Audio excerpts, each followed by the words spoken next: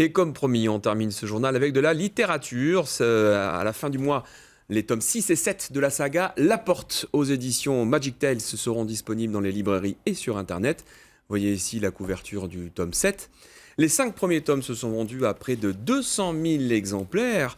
Cette série de thrillers fantastiques est devenue une sorte de phénomène grâce notamment aux réseaux sociaux bien alimentés par son auteur qui est aussi, il faut le savoir, professeur d'espagnol dans la métropole lyonnaise. Antonin-Luc Douzet, bonjour. Bonjour. Pour commencer, si on peut résumer en quelques secondes cette tome, je sais que ça peut être un peu compliqué, cette saga La Porte, c'est quoi? Alors on va essayer de faire condenser. La Porte, c'est une traque à travers les siècles. C'est déjà un thriller fantastique, une grosse saga, donc il va en avoir plus d'une quinzaine de tomes, qui démarre sur la destruction de 3 portes, à 3 siècles d'intervalle. Et à partir de cet instant, à partir de la destruction des 3 portes, le lecteur va devoir suivre une quête autour d'une enquête qui est le meurtre de la Clairière du Lion.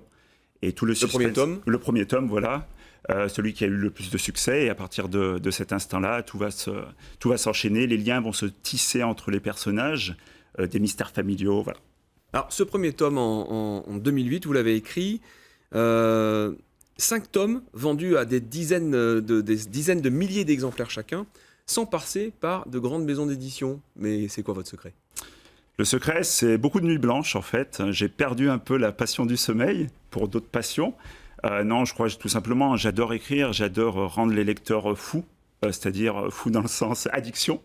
Et puis, j'ai passé... Donc ça marche, il y a déjà on va dire, le talent de l'écriture, puisque effectivement, à chaque fois, des dizaines de milliers d'exemplaires se vendent à chaque tome qui sort. Puis c'est une grosse présence sur Twitter, sur Facebook, sur Instagram. C'est ça en fait, constamment. Vous utilisez les réseaux sociaux et ça vous prend vraiment, c'est un boulot à temps plein aussi, ça, quasiment. Ah oui, c'est un boulot à temps plein, il faut être connecté tout le temps, il faut savoir répondre aux lecteurs. Moi, vous répondez à chaque lecteur? Ah oui, je réponds à chaque lecteur, il peut vous le dire. J'ai eu la malchance, moi, quand j'étais lecteur, j'avais toujours cette impression que les écrivains étaient un peu retranchés dans leur tour d'ivoire. Cette époque a pas mal changé. Et je pense que je me suis imposé, et puis c'est un devoir. Non, la personne porte intérêt à vos écrits, à ce que vous sortez. Donc il faut être au plus près de cette personne, répondre à ses questions.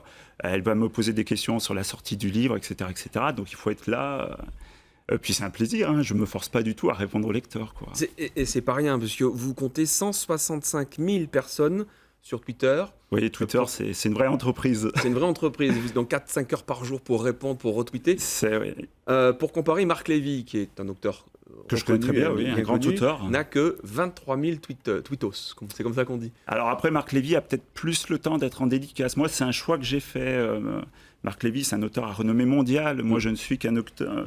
J'ai une petite renommée nationale, mais voilà, pour l'instant, ça a été toujours l'idée de départ, c'est-à-dire les réseaux sociaux pour faire connaître la saga et passer le maximum d'heures à médiatiser la saga La Porte. On comprend bien, vous êtes votre propre agent. Vous êtes également votre propre éditeur, puisqu'au départ, c'était une autre maison d'édition, professeur. Je suppose aussi que vous devez avoir une vie sociale et familiale. Vous arrivez à tout faire?